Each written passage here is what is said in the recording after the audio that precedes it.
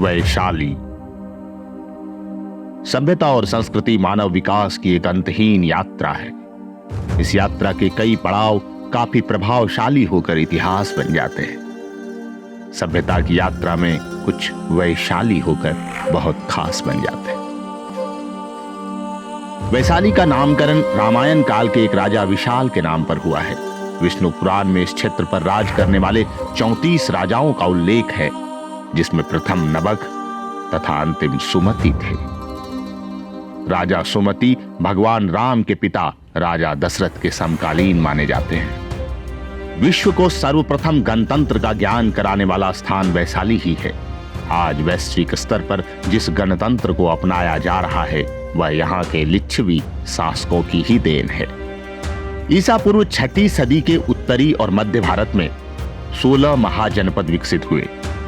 ये महाजनपद थे काशी, कौशल, अंग, मगध, मल्ल, कंबोज, चेदी, वत्स, कुरु, पांचाल, मच्छ, सूरसेन, अस्मक, अवंती, गांधार और वज्जी। इसमें वज्जी महाजनपद की राजधानी वैशाली थी। इस शहर का उल्लेख चीनी खोजकर्ताओं फैक्सियन और ज़ुआनज़ैंग के यात्रा वृत्तांतों से मिलता है, जिनका उपयोग बाद में 1861 में ब्रिटिश पुरातत्वविद अलेक्जेंडर कनिंघम द्वारा वैशाली जिले के वर्तमान गांव बसार के साथ वैशाली की पहचान करने के लिए किया गया था। मौर्य और गुप्त राजवंश में जब पाटलिपुत्र, जो अभी आधुनिक पटना है, राजधानी के रूप में विकसित हुआ, तब वैशाली इस क्षेत्र में होने वाले व्यापार और उद्योग का प्रमुख केंद्र था। वैशाली जीवंत लिच्छवी गणराज्य की राजधानी थी और बौद्ध धर्म और जैन धर्म दोनों के प्रारंभिक इतिहास से निकटता से जुड़ी हुई रही। उस काल में वैशाली एक प्राचीन महानगर और मिथिला के वज्जी संघ गणराज्य की राजधानी थी, जो वर्तमान बिहार के अधिकांश हिमालयी गंगा क्षेत्र में फैली हुई थी। नेपाल की तराई से लेकर गंगा के बीच फैली भूमि पर वज्जियों तथा लिच्छवियों के संघ अष्टकुल द्वारा गणतांत्रिक शासन व्यवस्था की शुरुआत की गई थी। लगभग 6वीं शताब्दी ईसा पूर्व में यहाँ का शासक जनता के प्रतिनिधियों द्वारा चुना जाता था। वैशाली एक महान बौद्ध तीर्थ स्थल है और भगवान महावीर की जन्मस्थली भी है। ऐसा कहा जाता है कि भगवान बुद्ध ने 3 बार इस स्थान का दौरा किया था और यहाँ काफी लंबा समय बिताया था। भगवान बुद्ध ने अपना अंतिम उपदेश भी वैशाली में ही दिया था और अपने निर्वाण की घोषणा भी यहीं की थी। उनकी मृत्यु के बाद वैशाली में दूसरी बौद्ध संगीति का भी आयोजन हुआ था। 383 ईसा पूर्व में राजा कालाशोक द्वारा यहाँ दूसरी बौद्ध परिषद बुलाई गई थी। वैशाली बुद्ध के साथ अपने घनिष्ठ संबंध के लिए प्रसिद्ध है। संन्यास के लिए कपिलवस्तु छोड़ने के बाद राजकुमार सिद्धार्थ सबसे पहले वैशाली आए और उन्होंने उद्दका रामपुत्र और आधार कालमा से अपना प्रारंभिक आध्यात्मिक प्रशिक्षण लिया। ज्ञान प्राप्ति के बाद बुद्ध अक्सर वैशाली आते थे। उन्होंने वैशालियन लोकतंत्र की तर्ज पर संघ का आयोजन किया। यहीं पर उन्होंने सबसे पहले महिलाओं को संघ में शामिल होने की अनुमति दी और अपने मौसी महाप्रजापति गौतमी को संघ में शामिल किया।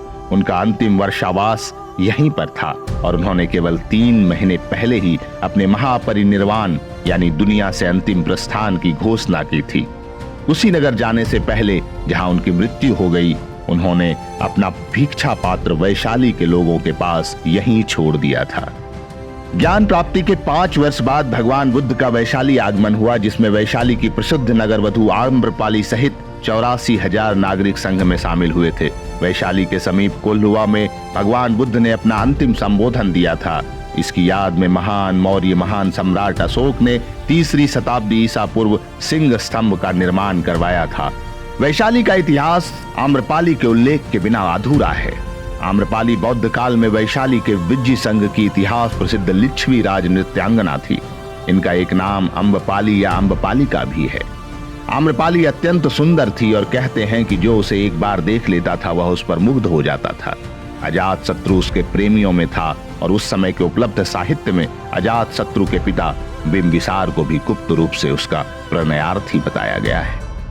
आम्रपाली को लेकर भारतीय भाषाओं में बहुत से काव्य, नाटक और उपन्यास लिखे गए हैं। अम्बपाली या आम्रपाली बुद्ध के प्रभाव से उनकी शिष्या हुई। और उसने अनेक प्रकार के दान से बौद्ध संघ का महत उपकार भी किया। उस युग में राज नर्तकी का पद बड़ा गौरवपूर्ण और सम्मानित माना जाता था। साधारण जन तो उस तक पहुंच भी नहीं सकते थे।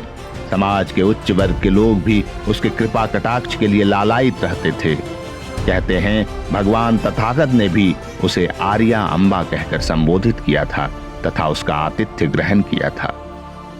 धम्म संघ में पहले भिक्षुनियां नहीं ली जाती थी।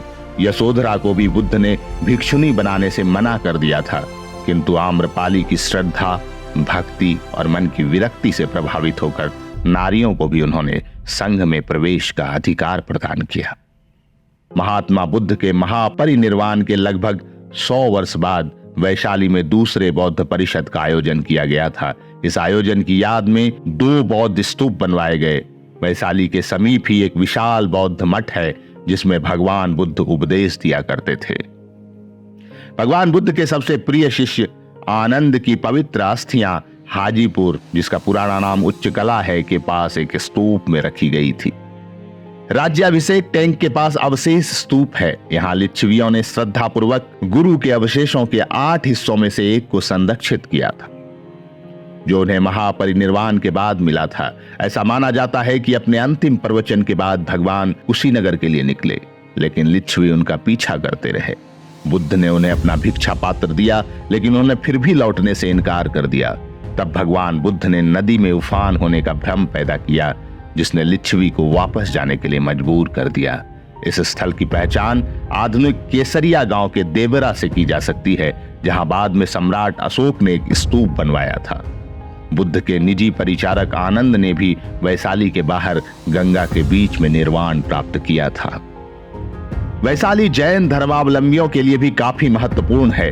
यहीं पर 599 ईसा पूर्व में जैन धर्म के 24वें तीर्थंकर भगवान महावीर का जन्म वशोकुंड में हुआ था। यात्रिक कुल में जन्मे भगवान महावीर यहाँ 22 वर्ष की उम्र तक रहे थे। चूंकि गर्भावस्था के दौरान उनके पिता के राज्य की संपत्ति में वृद्धि हुई थी, इसलिए बच्चे को वर्धमान भी कहा गया। उनका नाम महावीर इसलिए रखा गया था क्योंकि उन्होंने बहुत कम उम्र में बहुत ज्यादा साहस दिखाया था। 30 वर्ष की आयु में अपने माता पिता की मृत्यु के बाद उन्होंने अशोक के शासन में 2 दिनों के उपवास के बाद दुनिया को त्याग दिया था। श्वेतांबर बताते हैं कि अंतिम तीर्थंकर भगवान महावीर का जन्म और पालन पोषण वैशाली में राजा सिद्धार्थ और रानी त्रिशला के यहाँ हुआ था। जैन ग्रंथ उत्तर पुराण के अनुसार राजा चेतक ने वैशाली में एक गणतांत्रिक राजा के रूप में शासन किया था और वह एक प्रसिद्ध और आज्ञाकारी राजा थे। उनका उल्लेख जैन धर्म के कट्टर अनुयायी के रूप में किया जाता है। चेतक के 10 बेटे और 7 बेटियां थी। उनकी बहन प्रियकारिणी, जिन्हें त्रिशला के नाम से भी जाना जाता है, का विवाह सिद्धार्थ से हुआ था। उनकी बेटी चेल्लाना ने श्रेणी, जिन्हें बिंबिसार के नाम से भी जाना जाता है, से शादी की थी।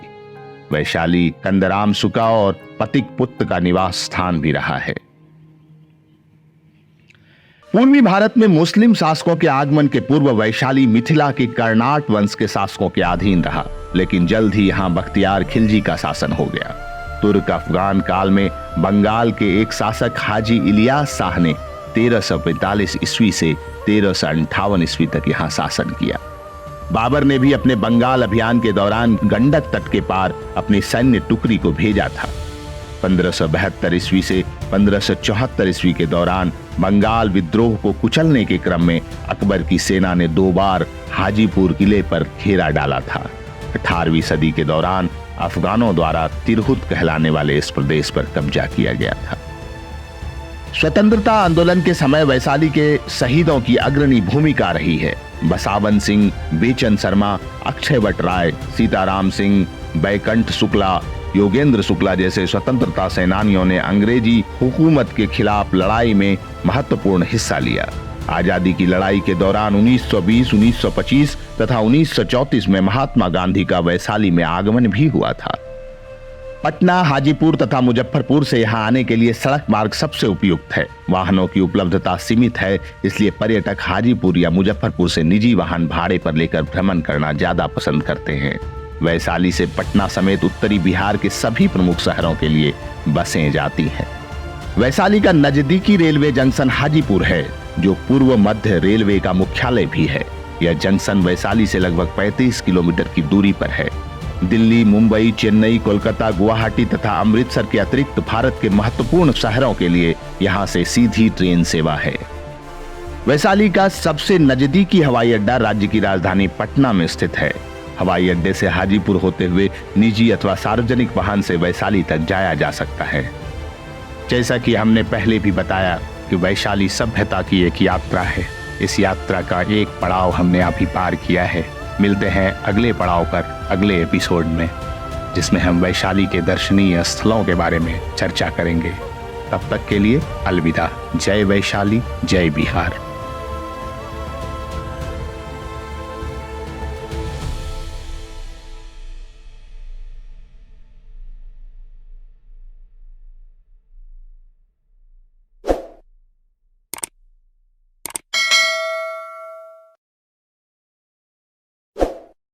मैं बुद्ध का अंतिम उपदेश हूं और उसके बाद उनकी राह निहारता स्तंभ पर बैठा शेर हूं। मैं गंगा और गंडक की विरासत हूं। मैं लिच्छवी हूं, राजा विशाल हूं। मैं धर्मों की जन्मस्थली हूं, उपदेशों की मशाल हूं। मैं विश्व शांति का मंत्र हूं। मैं सबसे पुराना गणतंत्र हूं। बुद्ध हूं, जैन हूं, आनंद हूं और नगर वधु आम्रपाली हूं। इतिहास के पन्ने पर स्वर्णाक्षरों में अंकित, हाँ मैं वैशाली हूं। हाँ मैं वैशाली।